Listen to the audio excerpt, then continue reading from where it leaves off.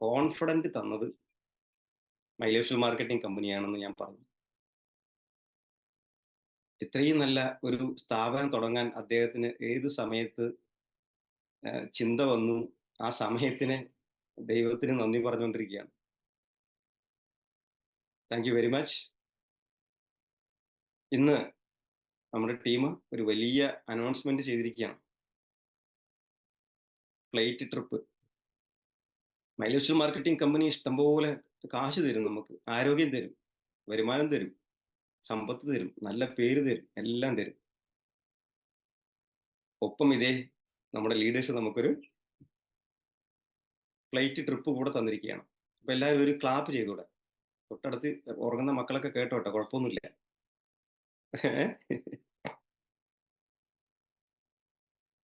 Okay.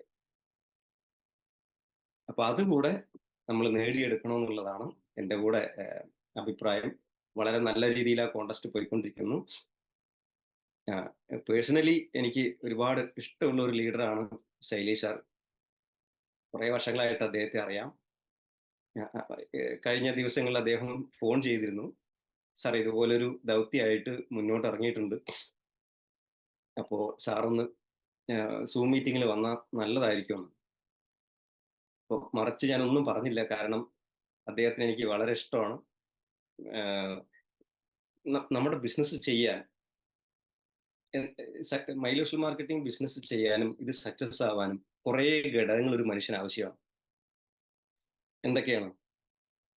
Mind set വേണം, skill set വേണം, അതുപോലെ തന്നെ കോൺഫിഡന്റ് വേണം, ഹാർഡ് വർക്കിംഗ് ആയിരിക്കണം, ഇതെല്ലാം ആയിരിക്കണം.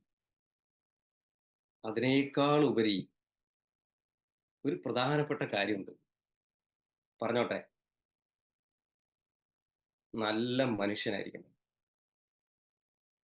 എന്തായിരിക്കണം? മൈലേഷ്യൽ മാർക്കറ്റിംഗിൽ സക്സസ് ചെയ്ത് ടോപ്പ് ലെവലിൽ വരണമെങ്കിൽ ഒരു പ്രധാന ഘടകം അതാണെന്ന് ഞാൻ വിശ്വസിക്കുന്നു. ഒരു നല്ല മനുഷ്യനായിരിക്കണം, നല്ല മനസ്സിന്റെ ഉടമയായിരിക്കണം, അഹങ്കാരമില്ലാതെ ജനങ്ങളെ സേവിക്കാൻ പറ്റുന്ന ആളായിരിക്കണം, എല്ലാവരെയും ഒരേപോലെ കാണുന്ന ആളായിരിക്കണം,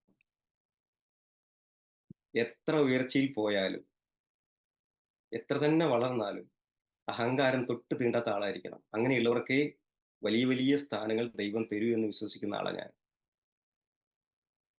എന്ത് തന്നെ ആയാലും ഞാൻ പറയുന്ന ആ ലിസ്റ്റിലുള്ള ഒരാളാണ് ശൈലേഷ് സാറ്. അതുകൊണ്ട് എനിക്ക് അദ്ദേഹത്തെ ഭയങ്കര ഇഷ്ടമാണ്. അതുകൊണ്ട് വിളിച്ച ഉടനെ ഞാൻ ഓക്കെ എന്ന് പറഞ്ഞത് ഈ പ്രോഗ്രാമിന് വരാൻ തയ്യാറായിരുന്നു. രാവിലെ കിടന്നുറങ്ങാൻ ഭയങ്കര സുഖമാണല്ലേ? മഴയുടെ ബുദ്ധിമുട്ടൊക്കെ ഒന്ന് മാറി, നല്ല തണുപ്പ്.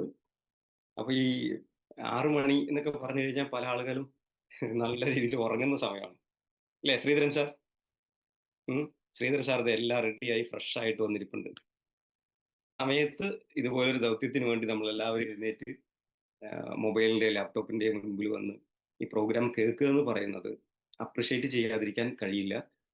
നമുക്ക് വേണമെങ്കിൽ അവോയ്ഡ് ചെയ്യാം. ഇന്നിപ്പോ ഈ മീറ്റിംഗ് കാണുന്ന പല ഡിസ്ട്രിബ്യൂട്ടേഴ്സും എനിക്കറിയാം, വലിയ കാര്യങ്ങളായിട്ട് ഒന്നും സമ്പാദിച്ചു കാണില്ല, വലിയ രീതിയിൽ ഒന്നും അച്ചീവ് ചെയ്ത് കാണില്ല. അക്കൗണ്ടിലേക്ക് എന്ത് വന്നു എന്ന് ചോദിച്ചു കഴിഞ്ഞാൽ നമുക്ക് പലപ്പോഴും മറുപടിയില്ല, അക്കൗണ്ടിലേക്ക് ഒന്നും വന്നിട്ടില്ല. പക്ഷെ എന്നിരുന്നു പോലും ഈ പ്രോഗ്രാം കണ്ടിന്യൂസ് ആയി, തുടർച്ചയായി, മുടക്കം വരാതെ റെഗുലർ ആയിട്ട് പാർട്ടിസിപ്പേറ്റ് ചെയ്യുന്നവര്, അവർക്ക് എല്ലാവരും കൂടെ ആയിട്ട് നല്ലൊരു കൈയ്യടി കൊടുക്കുക.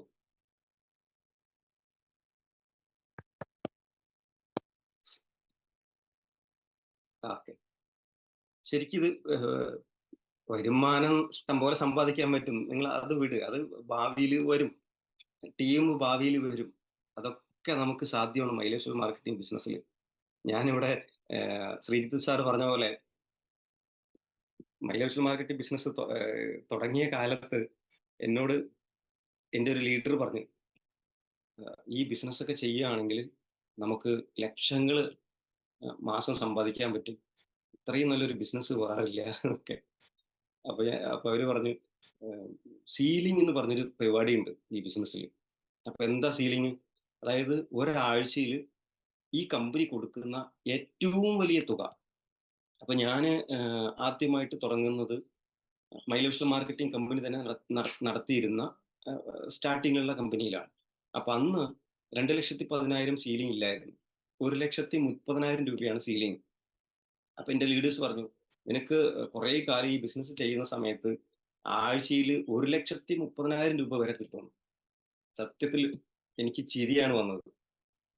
കാരണം തരില്ലെന്നല്ല, ഇത് വാങ്ങാനുള്ള അർഹത എനിക്ക് വേണ്ടേ? കമ്പനി തരുമായിരിക്കും, ആളുകൾ വാങ്ങുമായിരിക്കും, അതിനുള്ള പോസിബിലിറ്റീസ് കാണും. പക്ഷേ ഇത് എനിക്കെങ്ങനെ കിട്ടും? എന്നെപ്പോലെ ഒരാൾക്ക് പറഞ്ഞിട്ടുള്ളതല്ല ഈ കാര്യം എന്ന് പറഞ്ഞ് ഞാൻ ചിരിക്കുകയാണ് ഉണ്ടായത്. എന്റെ സീനിയർ ലീഡറിനോട് ഒരു ദിവസം ഞാൻ പറഞ്ഞൊരു കാര്യം ഇപ്പോഴും ഓർക്കുകയാണ്. ഞാൻ പറഞ്ഞത്, അദ്ദേഹം ഇങ്ങനെ മോട്ടിവേറ്റ് ചെയ്തുകൊണ്ടിരിക്കുക.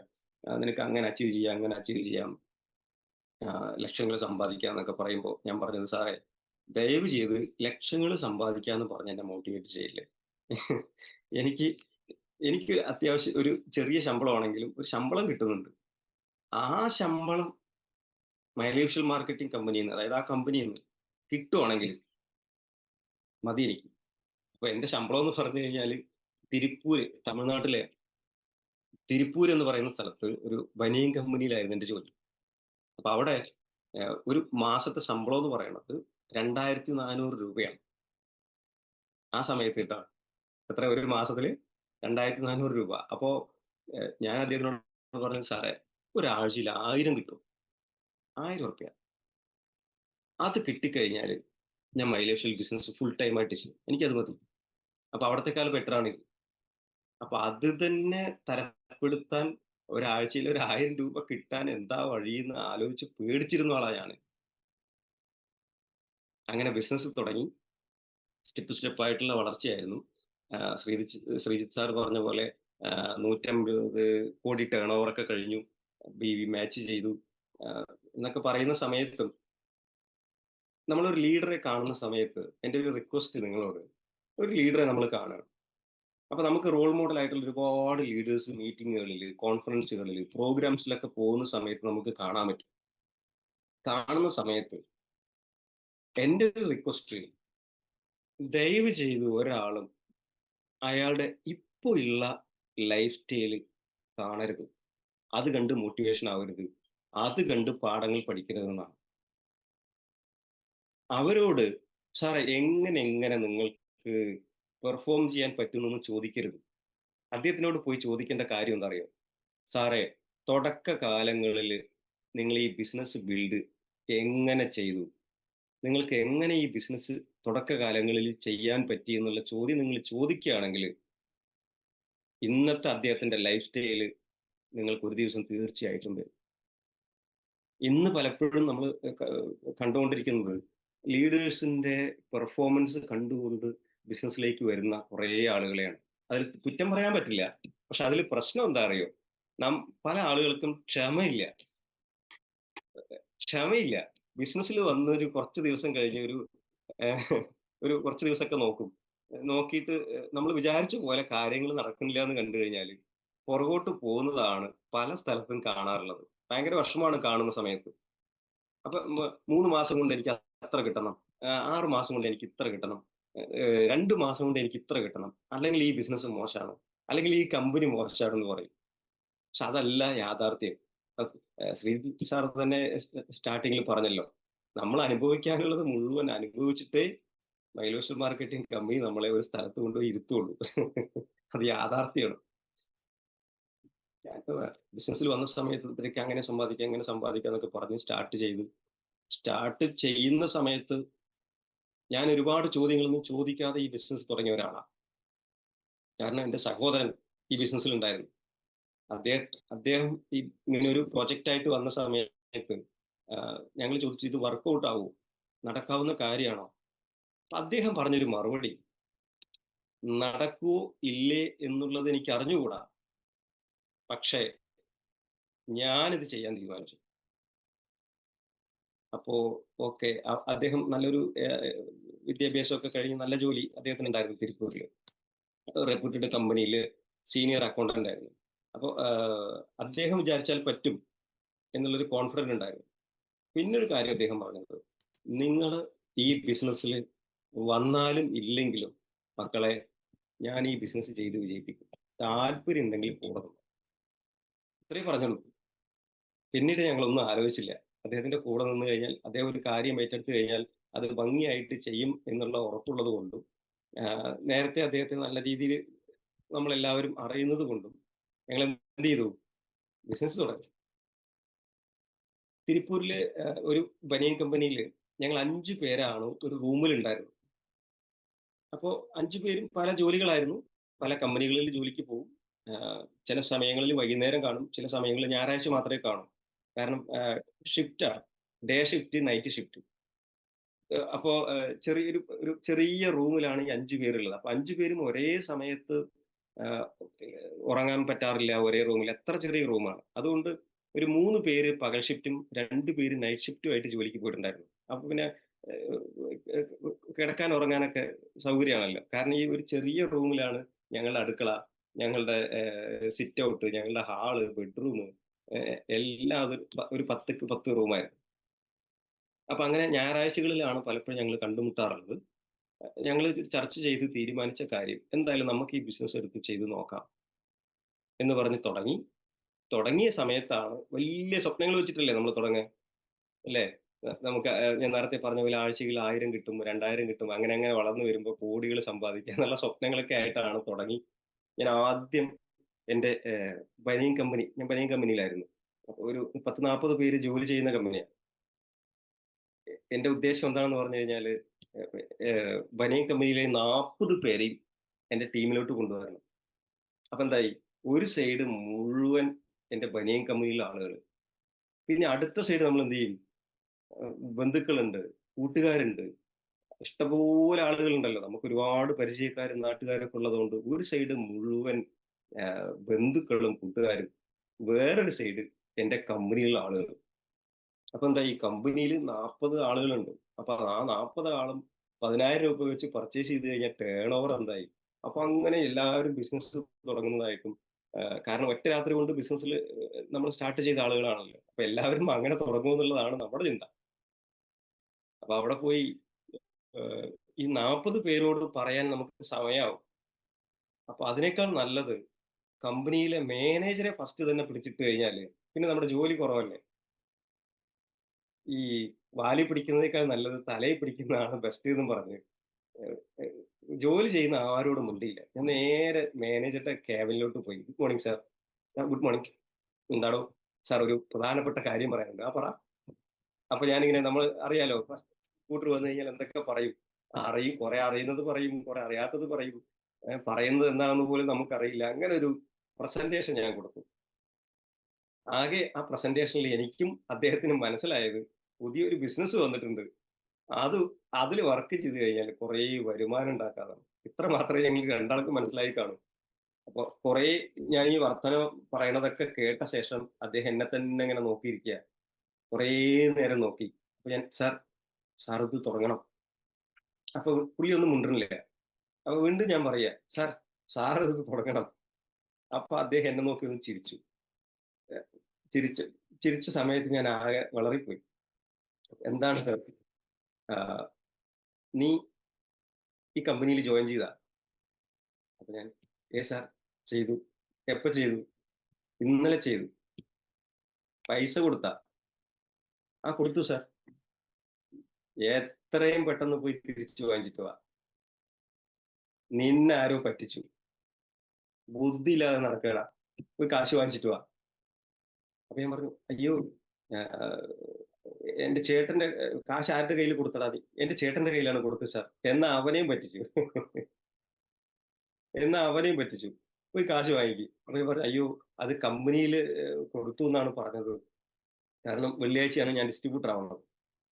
ശനിയാഴ്ചയാണ് ഞാൻ മാനേജറെ കാണുന്നത്. അപ്പൊ കമ്പനിയിൽ കൊടുത്തെന്നാണ് സാർ പറഞ്ഞത്. വെള്ളിയാഴ്ച ഇന്നലെ അയച്ചു പോയി. ശരി ഒരു കാര്യം ചെയ്യും. ഞാനിത് ഒരുപാട് കണ്ട ഒരാളാണ്. തനിക്ക് ഇതിന് മുമ്പ് ഏതെങ്കിലും നെറ്റ്വർക്ക് മാർക്കറ്റിംഗ് കമ്പനിയെ കുറിച്ച് അറിയോ? ഞാൻ പറഞ്ഞു എനിക്കറിയില്ല. ഞാൻ എനിക്ക് ഇങ്ങനെ ഒരു ബിസിനസ് ഉള്ളത് പോലും അറിയില്ല. അപ്പൊ അദ്ദേഹം പറഞ്ഞു, ഞാൻ ഇതുപോലെയുള്ള ഒരുപാട് കമ്പനികൾ കണ്ട ഒരാളാണ്. ഒരുപാട് ബിസിനസ്സുകൾ കണ്ട ഒരാളാണ്. ഒരുത്തൻ പോലും രക്ഷപ്പെടാൻ സാധ്യതയില്ലാത്ത ബിസിനസ്സാണ് നെറ്റ്‌വർക്ക് മാർക്കറ്റിംഗ്.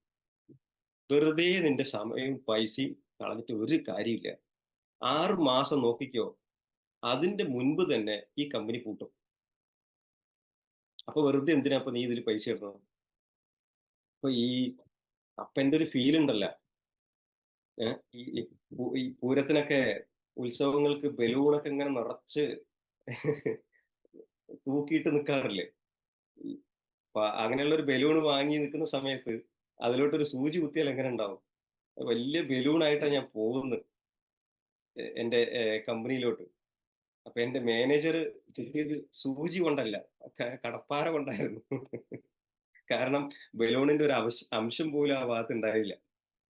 അപ്പൊ ഞാൻ പറഞ്ഞു, "സാർ അങ്ങനല്ല, ഇതൊരു നല്ല കമ്പനിയാണെന്നാണ് പറഞ്ഞത്. എന്റെ മുമ്പിൽ ഇനി നിൽക്കരുത്. നിന്ന് കഴിഞ്ഞാല് നിനക്കിന്ന് ഞാൻ ലീവ് അടിക്കും. ജോലിക്ക് പോണോ? ലീവ് അടിക്കണോ? അപ്പൊ അവിടെ ലീവ് അടിച്ചു കഴിഞ്ഞാൽ ശമ്പളം പോയി." അദ്ദേഹം പറഞ്ഞു, "അല്ല ഞാൻ പോകാം, ഞാൻ പണിയാം." അപ്പൊ അപ്പൊ ഞാൻ അങ്ങനെ പുറത്തേക്ക് ഇറങ്ങുമ്പോ പുള്ളിക്കാരൻ എന്നെ തിരിച്ചു വിളിച്ചു. തിരിച്ചു വിളിച്ചിട്ട് പറഞ്ഞു, "ആഹ്, നീ ഇത് എന്നോടല്ലാതെ വേറെ ആരോടെങ്കിലും പറഞ്ഞോ?" "ഇല്ല സാർ, ഞാൻ സാറിനോടാണ് ആദ്യം വന്ന് പറഞ്ഞത്." "അത് നന്നായി. ഒരു കാര്യം നീ ചെയ്യണം. ഈ കമ്പനിയിൽ ആരോടെങ്കിലും ഈ കാര്യം ഇനി തുറന്ന് പറഞ്ഞു കഴിഞ്ഞാൽ നിന്റെ മുട്ടുകാലി ഞാൻ തല്ലി ഓടിക്കുന്നതാണ്." അപ്പൊ ഞാൻ, "ഇല്ല സാർ, ഞാൻ ആരോടും പറയില്ല."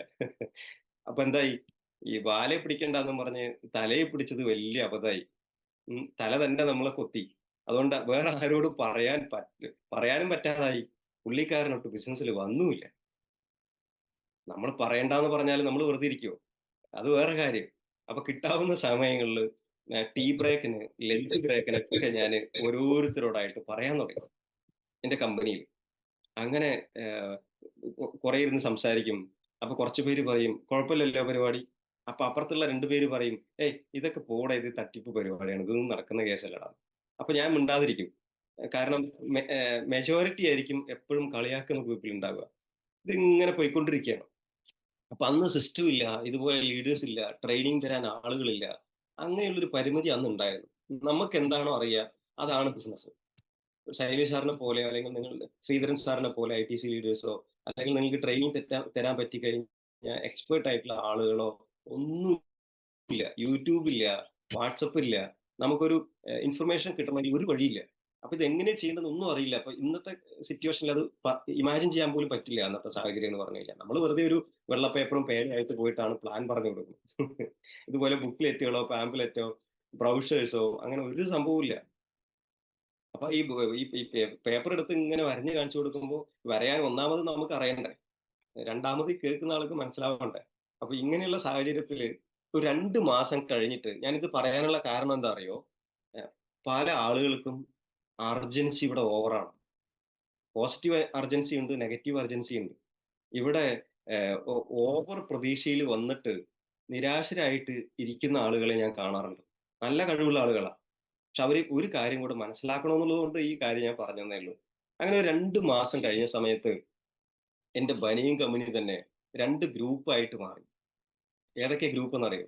ഒരു ഗ്രൂപ്പ് എന്റെ കൂടെ നിൽക്കുന്ന ഗ്രൂപ്പ്. എന്നെ സപ്പോർട്ട് ചെയ്യുന്ന ഗ്രൂപ്പ്. വേറൊരു ഗ്രൂപ്പ് എന്നെ കളിയാക്കുന്ന ഗ്രൂപ്പ്. കാലത്ത് കമ്പനിയിലോട്ട് പോകുമ്പോ ഗുഡ് മോർണിംഗ് എന്ന് പറഞ്ഞവരൊക്കെ ഗുഡ് മോർണിംഗ് മനോജ് എന്നൊക്കെ മാറ്റിയിട്ട് ഹായ് ഗുഡ് മോർണിംഗ് കോടീശ്വരാ. ഏഹ്, കാരണം വായ തുറന്നാ നമ്മള് കോടിയെ പറ്റിയേ പറയാ. വായ തുറന്നു കഴിഞ്ഞാൽ നമ്മള് ലക്ഷത്തെ പറ്റിയേ പറയാ. ഏഹ്, ഞാനാണ് ആ കമ്പനിയിലെ ഏറ്റവും ജൂനിയർ. അപ്പൊ എന്തെങ്കിലും സാധനങ്ങൾ എടുത്തിട്ട് വരണമെന്നുണ്ടെങ്കിൽ ഹെൽപ്പിംഗ് കാര്യങ്ങളൊക്കെ ചെയ്യണമെന്നുണ്ടെങ്കിൽ "ഡാ ലക്ഷാധിപതി, ആ ഡപ്പ എടുത്തിട്ട് വന്നേ, ആ ബ്രഷ് എടുത്തിട്ട് വന്നേ" എന്ന് പറയും. അപ്പൊ നമ്മൾ പോയി എടുത്ത് കൊടുക്കും. അപ്പൊ ഇങ്ങനെ കളിയാക്കലുകളായി പിന്നീട് അങ്ങോട്ട്.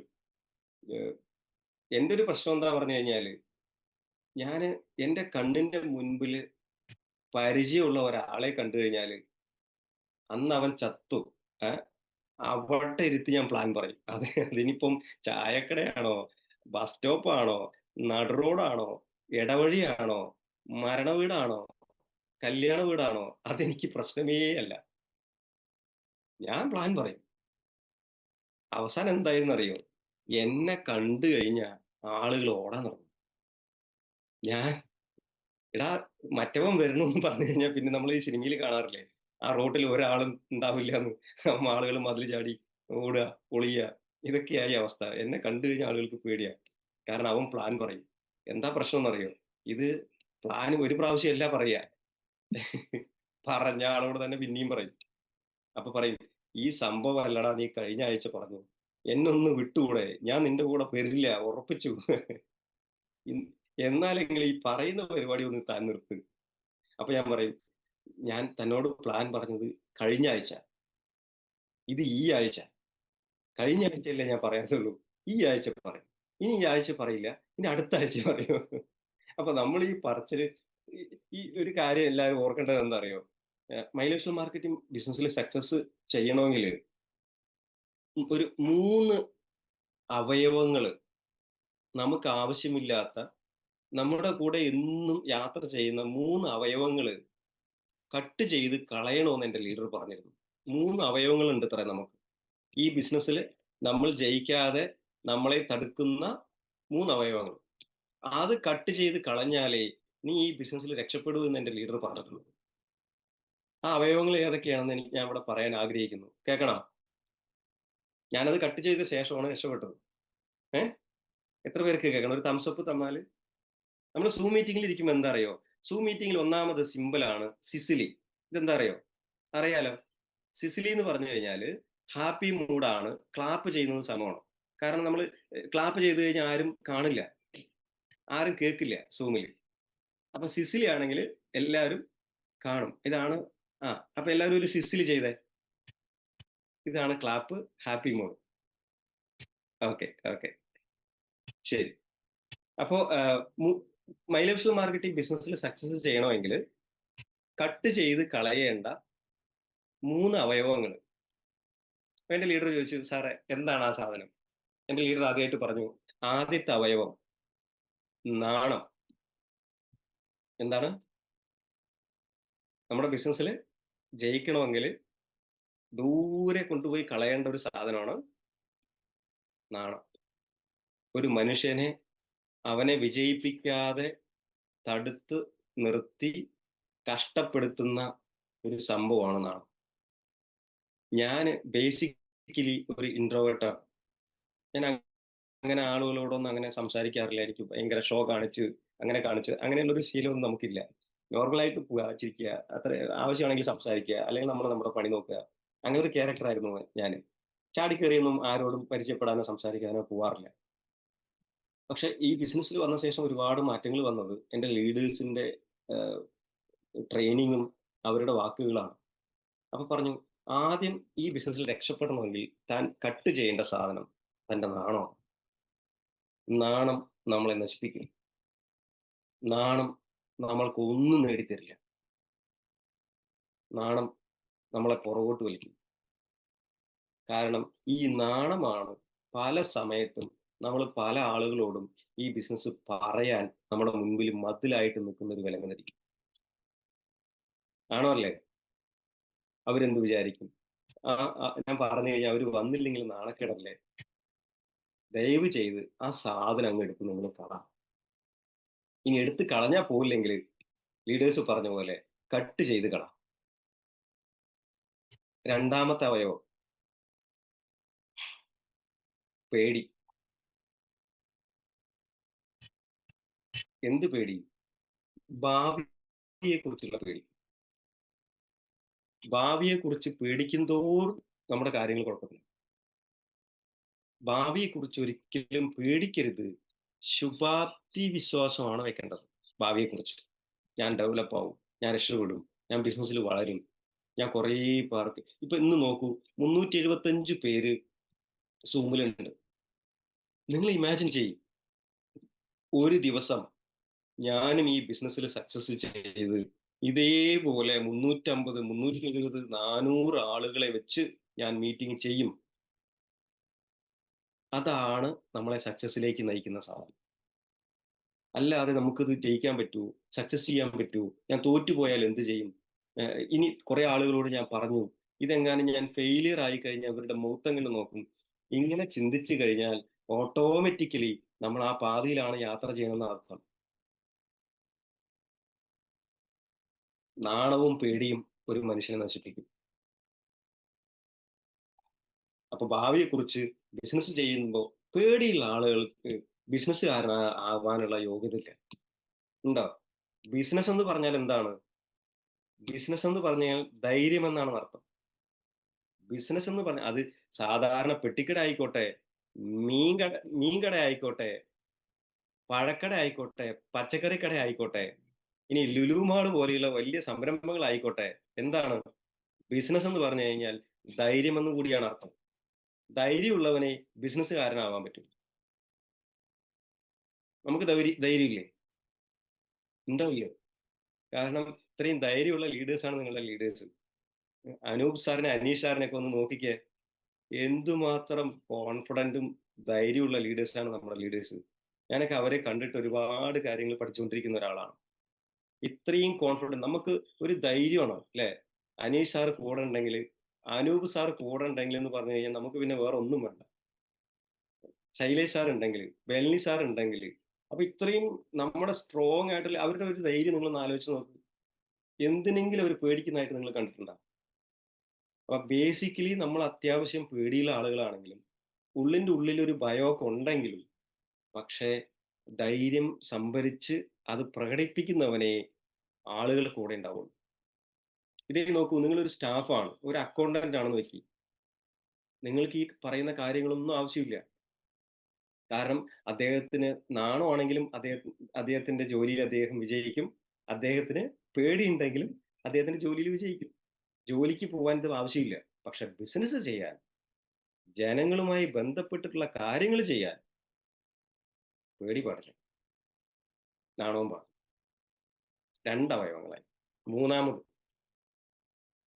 നാണം, പേടി, മൂന്നാമത് മടി. എന്താണ് ആ സാധനം?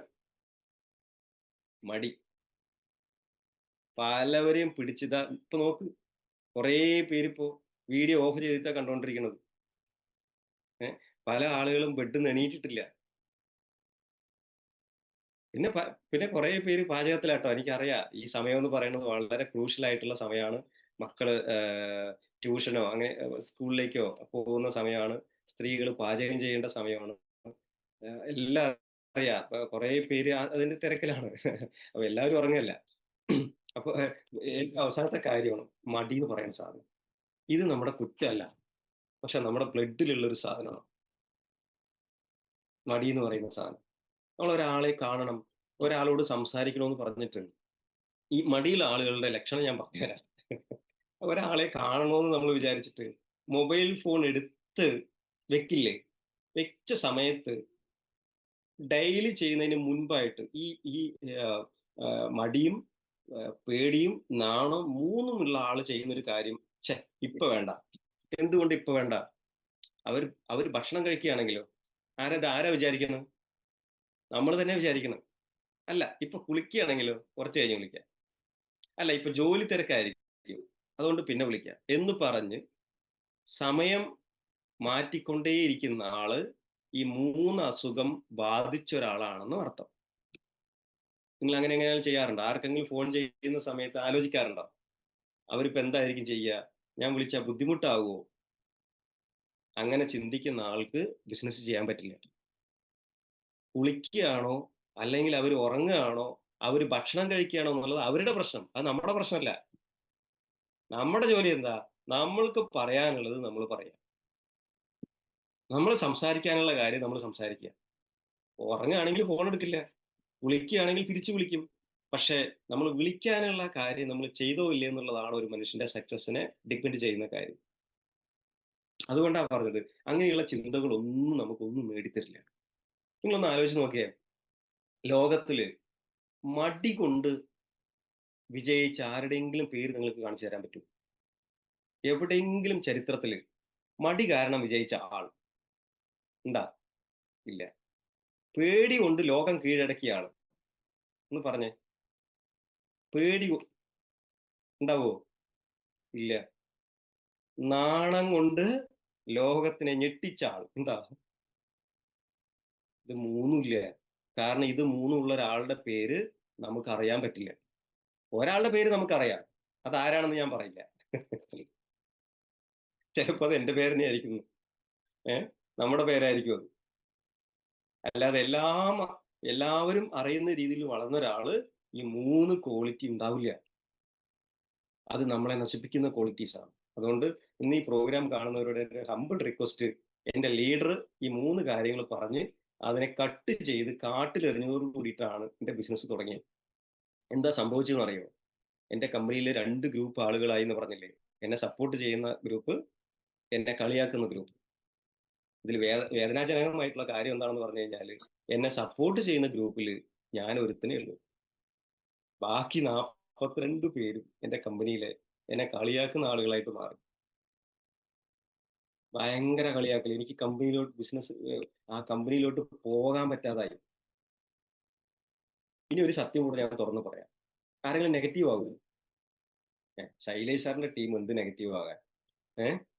ഇത് ടീം വേറെയാണല്ലോ. ഒരു സത്യം ഞാൻ പറയാം. ഇപ്പൊ ഇവിടെ മൊത്തം ഞാൻ ടേൺ ഓവർ എത്ര നടത്തി അറിയോ? ഈ കഴിഞ്ഞ ആഴ്ചയോട് കൂടിയിട്ട് 500 കോടി കടന്നുവിട്ടാ. 500 കോടി ബിസിനസ് വോളിയം ടോട്ടലായിട്ട് കവർ ചെയ്ത് കഴിഞ്ഞു. എന്റെ ടീമില് ഏകദേശം ടീം കോർഡിനേറ്റർ എന്ന് നോക്കിക്കഴിഞ്ഞാൽ 5000-ൽ കൂടുതൽ ടീം കോർഡിനേറ്റേഴ്സ് ഉണ്ട്. അതുപോലെ തന്നെ സ്റ്റേറ്റ് ടീം കോർഡിനേറ്റർ ലീഡേഴ്സ് മാത്രം 850-ൽ കൂടുതൽ സ്റ്റേറ്റ് ടീം കോർഡിനേറ്റർ ലീഡേഴ്സ് ഉണ്ട്. അതുപോലെ തന്നെ നാഷണൽ ടീം കോർഡിനേറ്റർ 45 പേരുണ്ട്. ഇന്റർനാഷണൽ ടീം കോർഡിനേറ്റർ 21 പേരുണ്ട് എന്റെ ടീമിൽ. അപ്പൊ ഇത്രയും അച്ചീവേഴ്സ് ഉണ്ട്. ഒരുപാട് 2 ലക്ഷത്തോളം ഡിസ്ട്രിബ്യൂട്ടേഴ്സ് ഉണ്ട്. 5ഓളം സംസ്ഥാനങ്ങളിൽ അച്ചീവേഴ്സ് ഉണ്ട്. സീലിംഗ് അച്ചീവേഴ്സ് 60-ൽ കൂടുതൽ ആളുകൾ സീലിംഗ് അച്ചീവർ ആയിട്ടുണ്ട്. അപ്പൊ അതൊക്കെ ഒരുപാട് അച്ചീവ്മെന്റ് ഒക്കെ ഇപ്പൊ ഉണ്ട് പറയാൻ. പക്ഷെ ഈ ബിസിനസ് തുടങ്ങിയിട്ട് 1000 രൂപ വാങ്ങിക്കാൻ ഇന്നൊക്കെ ഇന്ന് സൗകര്യം കൂടിയതാണ് ഇന്നത്തെ പ്രശ്നം. ഇന്നൊരു പേസ്റ്റ് വിറ്റ് കഴിഞ്ഞാൽ 50 രൂപയായി. 10 വിറ്റ് കഴിഞ്ഞാൽ 500 രൂപയായി. നമ്മൾ ഹാപ്പിയാണ്. പക്ഷെ അങ്ങനെ ആയിരുന്നില്ല അന്ന്. അപ്പോ എനിക്ക് കുറച്ച് ദിവസങ്ങൾ കൊണ്ട് ഇത്രയും കാര്യങ്ങൾ നടക്കണം. എനിക്ക് 3 മാസങ്ങൾ കൊണ്ട് ഇങ്ങനെ നടക്കണം. 6 മാസം കൊണ്ട് ഇങ്ങനെ നടക്കണം. അങ്ങനെ ചിന്തിക്കുന്നതിൽ തെറ്റില്ല ട്ടോ. അങ്ങനെ ചിന്തിക്കുന്നവരാണ് വളരുള്ളൂ. ഒരു പക്ഷേ നടന്നില്ലെങ്കിലും ഞാൻ ഇതിൽ തുടരുമെന്നുള്ള സ്ട്രോങ് ആയിട്ടുള്ള ഡിസിഷൻ എടുക്കാൻ പറ്റും. ഞാൻ എന്റെ എല്ലാ ഡിസ്ട്രിബ്യൂട്ടേഴ്സിനോടും പറയാറുള്ള കാര്യം, നിങ്ങൾക്ക് മൈലേജ് മാർക്കറ്റിംഗ് ബിസിനസ്സിൽ സക്സസ് ചെയ്യാൻ പറ്റും. 100%. ഇത്രത്തോളം അച്ചീവ് ചെയ്തിട്ടുള്ള ഒരു നെറ്റ്വർക്ക് മാർക്കറ്റിംഗ് കമ്പനിയും ലീഡേഴ്സും ഒരെണ്ണം ഉണ്ടെങ്കിൽ നിങ്ങൾ പറഞ്ഞതാ. ഒരെണ്ണം പറഞ്ഞതാ. ഇത്രയും ജനങ്ങളെ ഒന്ന് ചേർത്തി ഇത്രയും ക്രൗഡ് കാണിച്ച് മീറ്റിംഗ് നടത്തുന്ന ഒരു നെറ്റ്വർക്ക് മാർക്കറ്റിംഗ് കമ്പനി നിങ്ങൾ കാണിച്ചതാ. ഇന്ത്യയിൽ കാണിച്ചു തരാൻ പറ്റില്ല. ഇത്രയും അച്ചീവേഴ്സ് സമ്പാദിച്ച ലീഡേഴ്സിനെ വേറൊരു കമ്പനിയിൽ കാണിച്ചു തരാൻ പറ്റില്ല. നമ്മുടെ കമ്പനിയിലേ ഉള്ളൂ. നമ്മുടെ മാനേജ്മെന്റിലേ ഉള്ളൂ. മൈലേജ് മാർക്കറ്റിംഗ് കമ്പനിയിലേ ഉള്ളൂ. വേറെ ഒരു സ്ഥലത്തും ഇല്ല. ഇവിടെ അത് പറ്റും. ഉറപ്പിച്ചോ? അതിന് വിദ്യാഭ്യാസം ഒരു പ്രശ്നമല്ല. നിങ്ങളുടെ ജെൻഡർ ആണാണോ പെണ്ണാണോ, ഉയരം കൂടിയ ആളാണോ ഉയരം കുറഞ്ഞ ആളാണോ, ഭംഗിയുണ്ടോ, ഭംഗി ഇതൊന്നും അല്ല നമ്മുടെ ബിസിനസിന്റെ മാനദണ്ഡം. നമ്മുടെ ബിസിനസിന്റെ ജയിക്കാനുള്ള മാനദണ്ഡം ഉള്ളിലെ തീയാണ്. അത് വേണം. അതുണ്ടോ വിജയിക്കാൻ നിങ്ങൾ അണയാതെ കാത്തോളണം. അത്ര മാത്രമേ. ലീഡർ എന്തോ വഴക്ക് പറഞ്ഞു, അപ്പൊ ഊതിക്കെടുത്തി, തല്ലിക്കെടുത്തി കുറെ പേര്. ഏഹ് അപ്ലൈൻ ആയിട്ട് എന്തോ ഒരു ചെറിയ പ്രശ്നം, അപ്പൊ അടിച്ചു കിടത്തി. എന്തിനെ? ആ തീ. ആ തീ എന്ന് പറയുന്നത് അപ്ലൈന് വേണ്ടിയിട്ട് കെടുത്തി കളയേണ്ട സാധനമല്ല. നിങ്ങളുടെ തലമുറയ്ക്ക് വേണ്ടിയിട്ട് ഊതിക്കൊണ്ടേയിരിക്കണം അവരെ. നമ്മൾ അപ്ലൈന് വേണ്ടിയിട്ടാ ബിസിനസ്സിൽ വന്ന്, അസോസിയേറ്റിന് വേണ്ടിയിട്ടാ നമ്മൾ ബിസിനസ്സിൽ വന്ന്. നമ്മൾ ഈ ബിസിനസ്സിൽ വന്നത് നമ്മുടെ കുടുംബത്തിന് വേണ്ടിയിട്ടാണ്. സത്യമാണോ അല്ലേ? സത്യമാണോ അല്ലേ? നമ്മുടെ സ്വപ്നങ്ങൾ സാക്ഷാത്കരിക്കാൻ വേണ്ടിയിട്ടാണ്. അപ്പൊ എന്ത് വേണം? നമ്മളാണ് ഇത് അണയാതെ നോക്കേണ്ടത്. 1000 ആളുകൾ അണയ്ക്കാൻ ശ്രമിച്ചാലും നമ്മൾ ഇതിനെ അണയാൻ സമ്മതിക്കരുത്. അത് കത്തിക്കൊണ്ടേയിരിക്കണം. എന്താ അറിയോ? ജീവിതത്തിൽ വിജയിച്ചേ തീരൂ എന്ന് പറയുന്ന ആ തീ. അതുണ്ടെങ്കിൽ നിങ്ങൾ വലിയ സ്വപ്നങ്ങൾ കാണാൻ പഠിച്ചു. 9 മാസം കഴിഞ്ഞിട്ട് ഒരു ഡിസ്ട്രിബ്യൂട്ടർ വന്ന് പിന്നെ അവിടെ നിന്ന് അങ്ങോട്ട് തിരിഞ്ഞു നോക്കേണ്ടി വന്നിട്ടില്ല. ഈ 9 മാസങ്ങൾ കൊണ്ട് അനുഭവിച്ചത് ഇവിടെ സ്റ്റാർട്ടിങ്ങിൽ ശ്രീ സാർ പറഞ്ഞ പോലെ ജീവിതത്തിൽ അനുഭവിക്കാത്ത എല്ലാ ബുദ്ധിമുട്ടുകളും അനുഭവിച്ചു. എല്ലാം അനുഭവിച്ചു കഴിഞ്ഞു. ഭക്ഷണമില്ലാത്ത ദിവസങ്ങൾ, ഊണില്ലാത്ത, ഉറക്കമില്ലാത്ത. തമിഴ്നാട്ടിലെ തമിഴ്നാട്ടിൽ നിങ്ങൾ ഏതെങ്കിലും ഒരു ജില്ലയിലേക്ക് പോവുകയാണെങ്കിൽ എന്തെങ്കിലും സംശയം ഉണ്ടെങ്കിൽ എന്നെ വിളിച്ചോ. ഏത് ജില്ലയിൽ എങ്ങനെ പോകണമെന്നുള്ളത് ഞാൻ പറഞ്ഞു തരാം.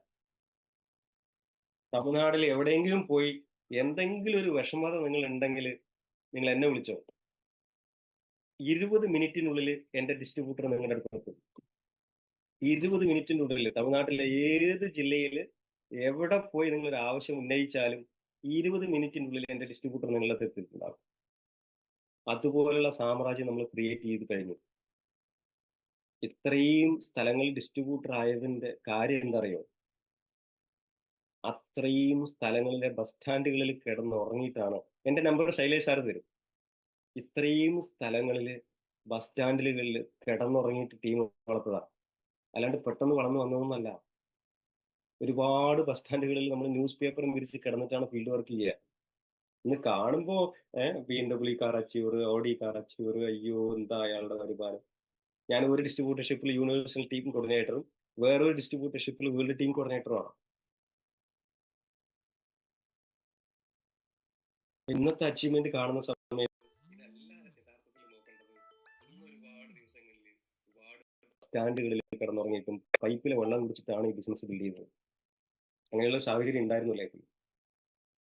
അപ്പൊ അന്ന് വിട്ടിട്ട് പോകണമെങ്കിൽ എത്രയേ പ്രാവശ്യം വിട്ടിട്ട് പോകാനുള്ള സാഹചര്യം ഉണ്ടായിരുന്നു. കാരണം വരുമാനമൊന്നും അക്കൗണ്ടിലേക്കില്ല. ഈ കഷ്ടപ്പാട് മാത്രം. എന്നാ ഈ ബിസിനസ്സിൽ വരുന്നതിന് മുൻപ് ഇത്ര കഷ്ടപ്പാടില്ലായിരുന്നു. മൈ ലൈഫ് സ്റ്റൈൽ തുടങ്ങുന്നതിന് മുമ്പ് വലിയ കഷ്ടപ്പാടൊന്നും ഇല്ലായിരുന്നു. കുഴപ്പമില്ലാണ്ട് ജീവിച്ചു പോയി. ബനിയൻ കമ്പനിയിൽ ജോലിക്ക് പോകുന്നു, നമ്മുടെ കാര്യങ്ങൾ നടത്തി പോകുന്നു. വരുമാനം കുറച്ച് കുറവാണെങ്കിലും നമുക്ക് ഇത്രയും ടെൻഷൻ ഇല്ലായിരുന്നു. കുറെ ആളുടെ മുമ്പിൽ പോയി നിൽക്കണം, കുറെ ആളുകൾ കളിയാക്കും, കുറെ ആളുകൾ വഷളാക്കും, കുറെ ആളുകളുടെ മുമ്പിൽ നമ്മൾ നാണം കെടും. ഇതൊന്നും നേരത്തെ വേണ്ടായിരുന്നു. ഇപ്പൊ അതൊക്കെ ആയി. എന്നാൽ വരുമാനം ഉണ്ടോ? അതില്ല താനും. പിന്നെ ഇപ്പൊ എന്തിനാ അത് ചെയ്യണം? ഇത് ഒരാൾ ചിന്തിക്കുന്നതിൽ തെറ്റ് പറയാൻ പറ്റുമോ? സ്വാഭാവികമല്ലേ? പക്ഷെ അപ്പോഴും ഞാൻ ചിന്തിച്ച കാര്യം എന്താ അറിയോ? ഇതൊന്നും വേണ്ടെന്ന് വെച്ചിട്ട് തിരിച്ച് എവിടേക്കാ മനോജെ പോണം? ഞാൻ എന്നോട് ചോദിക്കാറുണ്ട്. ഇത് വേണ്ടെന്ന് വെക്കാൻ എനിക്ക് പറ്റും. ഒരു കൊല്ലം പണിയെടുത്തിട്ടും ഒന്നും കിട്ടിയില്ലെങ്കിൽ മനുഷ്യനാണെങ്കിൽ സ്വബോധം ഉണ്ടെങ്കിൽ അവൻ ഇത് വേണ്ടെന്ന് വെക്കും. അപ്പൊ നമ്മള് ആ കാറ്റഗറി അല്ല. കുറച്ച് കിറുക്കായി, കുറച്ച് വട്ടിളകി. മൈ ലൈഫ് സ്റ്റൈൽ എന്ന് പറഞ്ഞു കഴിഞ്ഞാൽ ജീവനാണ്. ഇത് ഇങ്ങനെ പറഞ്ഞുകൊണ്ടിരിക്കുക. വരുമാനം വന്നാലും ഇല്ലെങ്കിലും മീറ്റിങ്ങിന് പോവുക. ഒരു വട്ടിളകിയ പോലെ ആയിരുന്നു നമ്മൾ ഉണ്ടായിരുന്നത്. അപ്പൊ അതുകൊണ്ടായിരിക്കാം നമുക്ക് ദൈവം തന്നു കാണുക. പക്ഷെ നമ്മൾ ആ സമയത്ത് ഇത് നിർത്തി പൊയ്ക്കൂടെ മനോജ് എന്ന് എന്നോട് ഞാൻ തന്നെ ചോദിച്ചിട്ടുണ്ട്. പല പ്രാവശ്യം. ഒരു പ്രാവശ്യമല്ല. അങ്ങനെ നിങ്ങൾ ആരെങ്കിലും ചോദിച്ചിട്ടുണ്ടോ? ഉണ്ടെങ്കിൽ ഒരു തംസപ്പ് തന്നോ? ഇത് നിർത്തിക്കൂടെയെന്ന്. അത് പറയാൻ മടിയൊന്നും വേണ്ട കേട്ടോ. ഞാൻ പറഞ്ഞു. ഞാൻ പല പ്രാവശ്യം എന്നോട് ചോദിച്ച ആളാ. ഇത് നിർത്തിക്കൂടെ? എന്തിനാ നീ ഇപ്പൊ ഇങ്ങനെ ചോറും ഊണും ഭക്ഷണവും ഉറക്കമില്ലാണ്ട് കഷ്ടപ്പെടണമെന്ന് ചോദിച്ചിട്ടുണ്ട്. അത് നാണോന്നും വിചാരിക്കണ്ട പറയാൻ. അപ്പോ ഞാൻ എന്നോട് തന്നെ തിരിച്ച് ചില ചോദ്യങ്ങൾ ചോദിച്ചിട്ടുണ്ട്. ഇത് വേണ്ടെന്ന് വെച്ചിട്ട് നീ എവിടേക്കാ പോണം? അപ്പൊ തിരിച്ച് പഴയ ജോലിക്ക്.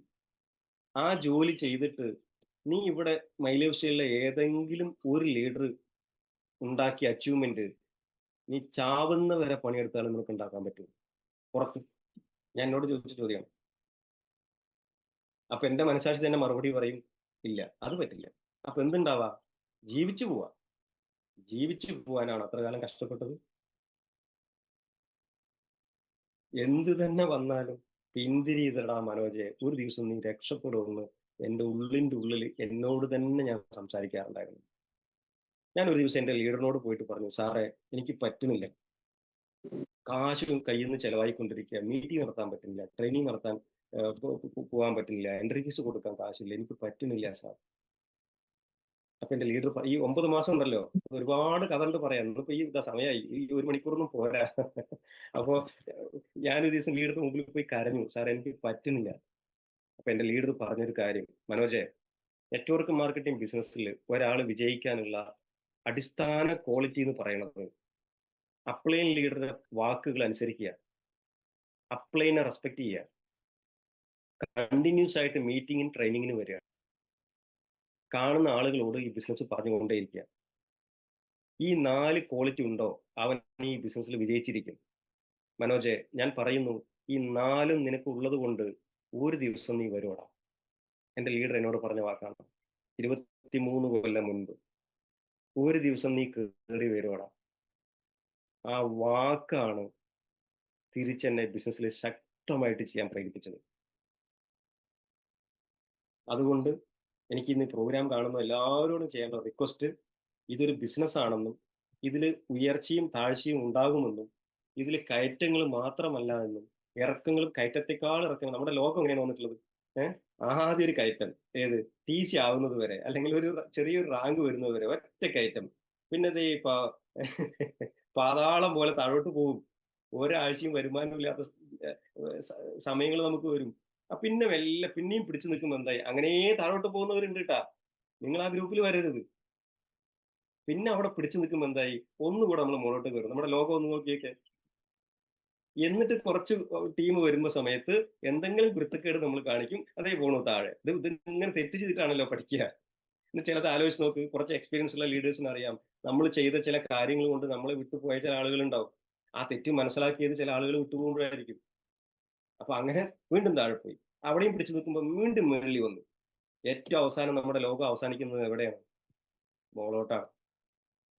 അപ്പൊ എത്ര താഴെ പോയാലും വിട്ടുകൊടുക്കില്ല എന്നുള്ള മനസ്സുണ്ടെങ്കിൽ ഒരു ദിവസം നമ്മുടെ ബിസിനസ്സും മോളോട്ട് തന്നെ പോകും. ഓക്കെ. Thank you. ആ സാറേ, ആ പഴയ മാനേജരെ കണ്ടോ? തീർച്ചയായിട്ടും കണ്ടു. എന്നെ അത് ഞാൻ പിന്നീട് ഒരു ദിവസം പറയാം. കാരണം ഞാന് അദ്ദേഹം പറഞ്ഞത് അനുസരിക്കാതെ ആഹ് എന്റെ കമ്പനിയിലെ എല്ലാ ആളുകളോടും ഏഹ് സംസാരിക്കാൻ തുടങ്ങി. അങ്ങനെ സംസാരിച്ചിട്ട് ഒരു കംപ്ലയിന്റ് ആയി എന്റെ കമ്പനിയിൽ. എന്താ കംപ്ലയിന്റ് ആയി? അവനെന്തോ ഒരു പറ്റിക്കുന്ന പരിപാടിയായിട്ട് ആളുകളോടൊക്കെ ഇങ്ങനെ സംസാരിച്ചുകൊണ്ടിരിക്കുകയാണ് എന്ന് പറഞ്ഞിട്ട് മാനേജർ അടുത്ത് കംപ്ലയിന്റ് പോയി. കംപ്ലയിന്റ് പോയിരുന്ന സമയത്താണ് എനിക്ക് ദീപാവലി വരുന്നത്. നമുക്ക് ഓണമാണല്ലോ ഇവിടെ ബോണസ്. തമിഴ്നാട് ദീപാവലിക്കാണ് ബോണസ്. അപ്പൊ അങ്ങനെ ബോണസ് തരാൻ വേണ്ടിയിട്ട് കമ്പനി പ്ലാൻ ചെയ്തു. എല്ലാവരും ബോണസ് വാങ്ങിക്കുകയാണ് ദീപാവലിയുടെ തലേദിവസം. അപ്പൊ ഇങ്ങനെ വരി നിൽക്കുക എല്ലാവരും. ഞാനും ആ വരിയിലുണ്ട്. അവസാനം എന്റെ പേര് മാത്രം വിളിച്ചില്ല. എല്ലാവരും പോയി കഴിഞ്ഞിട്ട് ഞാൻ ആ ബോണസിനെ പ്രതീക്ഷിച്ച് എന്തൊക്കെ കാര്യങ്ങൾ നമ്മൾ ചെയ്യുമോ അറിയും. അറിയാലോ, ബോണസ് വാങ്ങുന്നവർക്ക് അറിയാം. 10,000 രൂപ ബോണസ് കിട്ടുവാണെങ്കിൽ 10,000 രൂപയുടെ 10 കാര്യങ്ങൾ നമ്മൾ ഉറപ്പിച്ച് വെച്ചിട്ടുണ്ടാവും. അപ്പൊ അതുപോലെ ആ ബോണസിന് വേണ്ടിയിട്ട് അവിടെ നിന്ന് ലാസ്റ്റ് പോയി ചോദിച്ചു, സാർ എന്റെ പേര് വിളിച്ചില്ല. ആ, തന്റെ പേരോ? എന്തിനു വിളിക്കണം? അല്ല സാർ, ബോണസിന് വേണ്ടി എന്റെ പേര് വിളിച്ചില്ല. തനിക്ക് എന്തിനാണോ ബോണസ്? എന്റെ മാനേജർ എന്നോട് പറഞ്ഞ കാര്യം. തനിക്ക് എന്തിനാണോ ബോണസ്? അല്ല സാർ, ബോണസ് കിട്ടിയില്ലെങ്കിൽ ഞാൻ മൊത്തത്തിൽ കുടുങ്ങി. എനിക്ക് ആകെ കരച്ചിൽ വന്നു. എന്റെ തൊണ്ടയൊക്കെ സംസാരിക്കാൻ പറ്റാതെ. ബോണസ് കിട്ടിയില്ലെങ്കിൽ ഒന്നും ചെയ്യാൻ പറ്റില്ല സാർ. അപ്പൊ അദ്ദേഹം പറഞ്ഞ കാര്യം എന്നറിയോ? തനിക്ക് ബോണസ് തരണ്ടെന്ന് നമ്മുടെ ഓണർ പറഞ്ഞു. ഞാൻ ചോദിച്ചു, എന്താ കാര്യം? നീ കോടീശ്വരനല്ലേ? നീ ലക്ഷങ്ങൾ സമ്പാദിക്കുന്ന ബിസിനസ് ചെയ്യാൻ പോകുന്ന ആളല്ലേ? നീ ഇവിടെയുള്ള ആളുകളോട് മുഴുവൻ ഈ ബിസിനസ്സും പറഞ്ഞ് നടക്കുക. അതുകൊണ്ട് നിനക്ക് ബോണസ് ഇല്ല. അന്നത്തെ എന്റെ സിറ്റുവേഷൻ എനിക്ക് പറഞ്ഞറിയിക്കാൻ പറ്റില്ല. അന്ന് ഞാൻ ആ കമ്പനിയുടെ പടി ഇറങ്ങി. പടി ഇറങ്ങുന്ന സമയത്ത് ഞാനൊരു ഡിസിഷൻ എടുത്തിട്ട് ഇറങ്ങിയത്. നമ്മൾ പറയാറില്ലേ, നമ്മുടെ അച്ചീവ്മെന്റിന്റെ പുറകില് എന്തെങ്കിലും കാരണങ്ങൾ വേണം. എന്തെങ്കിലും റീസൺ വേണം. ഒരാള് ജീവിതത്തിൽ എവിടെ വിജയിച്ചിട്ടുണ്ടെങ്കിലും അതിന്റെ പുറകിൽ റീസൺ ഉണ്ടാവും. അന്ന് ആ ബനിയൻ കമ്പനിയിൽ നിന്ന് പുറത്തിറങ്ങുമ്പോൾ ഞാനൊരു തീരുമാനം എടുത്തു. ഇനി തിരിച്ച് ഈ ബനിയൻ കമ്പനിയിലേക്ക് വരുന്നുണ്ടെങ്കിൽ മനോജ് ലൈഫിൽ ജയിച്ചിട്ടേ വരുള്ളൂ. തിരിച്ച് തിരിച്ച് ഞാൻ ആ ബനിയൻ കമ്പനിയിലേക്ക് പോയത് എന്റെ പുതിയ BMW കാർ എടുത്തിട്ട് ലഡ്ഡു ആയിട്ടാണ്. ഒരു പൊതി ലഡ്ഡു വാങ്ങി. ആദ്യം കൊണ്ടുപോയി കൊടുത്തത് എന്റെ മാനേജർക്കാണ്. Thank you sir. അത് അത് വേറെ റിവെഞ്ച്. അതുപോലെയൊക്കെ ചെയ്യണമെന്നേ. നമുക്ക് ഒറ്റ ലൈഫല്ലേ ഉള്ളൂ. ഒന്ന് ആലോചിച്ച് നോക്ക്. ഒരു ലൈഫല്ലേ ഉള്ളൂ. അത് സുന്ദരമായിട്ട് ജീവിക്കണ്ടേ. അത് ദൈവം തന്നതിൽ നമ്മൾ എത്ര ശതമാനം ഇപ്പൊ കളഞ്ഞു നമുക്കറിയില്ല. ചിലവർക്ക് പകുതി കഴിഞ്ഞു, ചിലവർക്ക് കാൽഭാഗം കഴിഞ്ഞു, ചിലവർക്ക് മുക്കാഭാഗം കഴിഞ്ഞ്. നമുക്കറിയില്ല നമ്മുടെ ലൈഫ് ദൈവം തന്നത് എത്ര പെർസെന്റേജ് ഇനി ബാക്കിയുണ്ടെന്ന്. അത് അയാളുടെ കയ്യിലാണ്. അവർ തീരുമാനിക്കുന്നു. പക്ഷേ ഉള്ള കാലം നല്ല രീതിയിൽ ജീവിക്കണം. അന്തസ്സായിട്ട് ജീവിക്കണം. അതിന് പണമില്ലാതെ പറ്റില്ല. ഒരു കാര്യമുണ്ട്. ചില വാശിക്കാരാരാ ഇവിടെ? ഞാൻ ഇത്തിരി വാശിക്കാരന്റെ കൂട്ടത്തിലാണെന്ന് പറയുന്നത്. ഞാനൊരു വാശിക്കാരിയാണെന്നുള്ളവരുണ്ടോ? ഏഹ്? വേണം. വാശി വേണം. അത്യാവശ്യം വാശിക്കാർക്ക് തന്നെ ഇതിൽ ജീവിക്കാൻ പറ്റും. നിങ്ങളുടെ വാശി ഈ ബിസിനസ്സിൽ ഉപയോഗിക്കും. ചില വാശികൾ നമുക്ക് നല്ലതാണ്. ആദ്യം നമ്മൾ തീർക്കേണ്ട വാശി എന്താ അറിയോ? എന്ത് തന്നെ പ്രശ്നങ്ങൾ വന്നാലും ഞാൻ ഈ ഫ്ലൈറ്റ് ട്രിപ്പ് വിൻ ചെയ്യും. ഒരു ഡിസിഷൻ എടുത്തേ എല്ലാവരും. കുറച്ച് ആളുകൾക്ക് പറ്റുകയാണെങ്കിൽ എന്താ എനിക്ക് പറ്റാത്തത്? നമ്മൾ ചോദിക്കേണ്ട നമ്മളോട്. അവർക്ക് പറ്റുന്നു, ഇവർക്ക് പറ്റുന്നു. എന്തുകൊണ്ട് എനിക്ക് പറ്റുന്നില്ല? പകുതി ഒരു ഏതൊരു കോൺടെസ്റ്റ് എനിക്ക് എത്ര പേര് ഇവിടെ വിന്നർ വന്നു എന്ന് അറിഞ്ഞുകൂടാ. ആരെങ്കിലും വിന്നർ വന്നിട്ടുണ്ടെങ്കിൽ എല്ലാവർക്കും ഹൃദയം നിറഞ്ഞ അഭിനന്ദനങ്ങൾ നേരുന്നു. നിങ്ങളാണ് പുലികള്, നിങ്ങളാണ് പുലിക്കുട്ടികള്, നിങ്ങളാണ് റോൾ മോഡൽസ്. പിന്നെ പൊതുവെ ഒരു കോൺടെസ്റ്റില് ആദ്യത്തെ പകുതി സമയങ്ങളിൽ അധികം അച്ചീവേഴ്സ് ഒന്നും വരാറില്ല. ഈ അച്ചീവേഴ്സ് മുഴുവൻ വരുന്നത് എപ്പോഴാ അറിയോ? അവസാന ആഴ്ചയാണ്. അതുകൊണ്ട് ഒരാള് അവസാന ആഴ്ചയ്ക്ക് മാറ്റി വെക്കരുത്. കാരണം അത് മനുഷ്യന്റെ സ്വഭാവം അങ്ങനെയാണ്. കറണ്ട് ബില്ല് നമ്മൾ എപ്പോഴാ അടയ്ക്കുക? ഫോണ് റീചാർജ് ചെയ്യുന്നത് എപ്പോഴാ? അപ്പൊ അത് നമ്മുടെ സ്വഭാവമാണ്. വണ്ടിയില് പെട്രോൾ കഴിഞ്ഞാലേ അതിന് പെട്രോൾ അടിക്കാൻ പോവുള്ളൂ. അപ്പൊ അങ്ങനെയുള്ള ഒരു സ്വഭാവം വെക്കാതെ നേരത്തെ തന്നെ എല്ലാവരും തീർക്കണം. എന്താ ഗുണമെന്നറിയോ? നിങ്ങൾ നേരത്തെ ഈ ടൂർ തീർത്ത് കഴിഞ്ഞാല് നിങ്ങളുടെ ടീമിലും നിങ്ങളെ സംബന്ധിച്ച് നിൽക്കുന്ന കുറേ ആളുകൾക്ക് വലിയൊരു കോൺഫിഡന്റ് വരും. മാഡം ചെയ്തു, ഇനി ചെയ്യണം. സാർ ചെയ്തു, ഇനി ചെയ്യണം എന്നുള്ള കോൺഫിഡന്റ് അപ്പോഴേ ടീമിന് വരുള്ളൂ. അവസാന ആഴ്ച നിങ്ങൾ തീർത്ത് കഴിഞ്ഞാല് അത് കണ്ട് ആരും മോട്ടിവേറ്റ് ആവാൻ പോകുന്നില്ല. അത് കണ്ടിട്ട് ആരും അച്ചീവ് ചെയ്യാൻ പോകുന്നില്ല. അപ്പൊ അതുകൊണ്ട് നിങ്ങളെല്ലാവരും ഇനി നമ്മൾ കുറച്ച് പകുതി സമയം നമ്മൾ പിന്നിട്ടു എന്നാ പറഞ്ഞത്. ബാക്കി സമയത്തിൽ എല്ലാവരും ഇത് വിൻ ചെയ്യും. എല്ലാവരും ഇത് വിൻ ചെയ്യും. എന്തൊക്കെയാണോ ലൈഫില് നമുക്ക് പറ്റാത്തത്, നടക്കാതെ പോയത്, അത് മുഴുവൻ നടത്താൻ ഫൈനാൻഷ്യൽ മാർക്കറ്റിംഗ് കമ്പനി നിങ്ങളുടെ കൂടെയുണ്ട്. ഇതൊരു സാധാരണ കമ്പനിയല്ല. ദൈവം ഇങ്ങനൊരു മനുഷ്യനെ ഭൂമിയിലേക്ക് ഇറക്കി വിട്ടതാണ് ജനങ്ങളെ രക്ഷപ്പെടുത്താൻ. സീരിയസ് ആയിട്ട് പറയാം. ഇന്ത്യയിലുള്ള ജനങ്ങളെ രക്ഷപ്പെടുത്താൻ ദൈവം നേരിട്ട് ഇറക്കി വിട്ടതാണ് മൈലൂഷൻ മാർക്കറ്റിംഗ് കമ്പനി സ്ഥാപിച്ച സ്ഥാപകനായിട്ടുള്ള ദൈവത്തെ. അതൊക്കെ നമ്മളെ രക്ഷപ്പെടുത്താൻ വേണ്ടിയാണ്. അത് ഉപയോഗപ്പെടുത്തിയില്ലെങ്കിലല്ലേ മണ്ടത്തരം. ആണോ അല്ലേ? അതുകൊണ്ട് ഒരു ഫ്ലൈറ്റ് യാത്ര നിങ്ങൾ ചെയ്യണം. ഈ കോണ്ടസ്റ്റ് ലൈഫിൽ എല്ലാം വരും. അതിനു മുമ്പ് ഈ കോണ്ടസ്റ്റ് ഒന്ന് ഏറ്റുപിടിക്ക്. എല്ലാവരും ഈ ഫ്ലൈറ്റിൽ പോകുമ്പോൾ എങ്ങനെ അറിയോ? ഞാൻ ഏകദേശം എനിക്ക് എണ്ണം അറിയില്ലെങ്കിലും ഒരു 25 രാജ്യങ്ങൾ ഞാൻ സന്ദർശിച്ചു കഴിഞ്ഞു. എന്റെ സ്വപ്നം എന്ന് പറയണത് 100 രാജ്യങ്ങൾ കണ്ടു തീർക്കുക എന്നുള്ളതാണ്. അതൊരു സ്വപ്നമാണ്. കാരണം അതിന് വേറെ റീസൺ ഉണ്ട്. 100 രാജ്യങ്ങൾ കാണുക എന്നുള്ളതാണ് സ്വപ്നം. 25 തീർത്തു വിട്ടാ ഇനിയിപ്പോ ബാക്കി കുറച്ചുണ്ട്. അത് നമ്മളിത് ഇങ്ങനെ സ്റ്റെപ്പ് സ്റ്റെപ്പ് ആയിട്ട് തീർക്കും. അതുപോലെ തന്നെ കഴിഞ്ഞ തായ്ലൻഡ് ട്രിപ്പിലാണ് ശ്രീജിത്ത് സാറെ നേരിട്ട് പരിചയപ്പെടുന്നത്. നിങ്ങളെ കുറെ ലീഡേഴ്സ് നേരിട്ട് പരിചയപ്പെടുന്നത്. അനിൽ സാറിനെ അനിൽ സാറിന് നേരത്തെ പരിചയമുണ്ടെങ്കിലും ഞങ്ങൾ ഒരുമിച്ച് യാത്ര ചെയ്തത് കഴിഞ്ഞ ട്രിപ്പിലാണ്.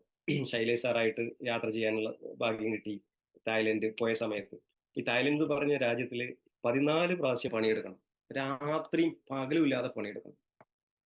ഊണും ഉറക്കവും ഇല്ലാതെ പണിയെടുക്കണം. ഒരു കാര്യം നിങ്ങൾ ഉറപ്പിച്ചോ, മൈലേഷ്യൽ മാർക്കറ്റിംഗ് ബിസിനസ് ഒരു ദൈവീക ബിസിനസ്സാണ്.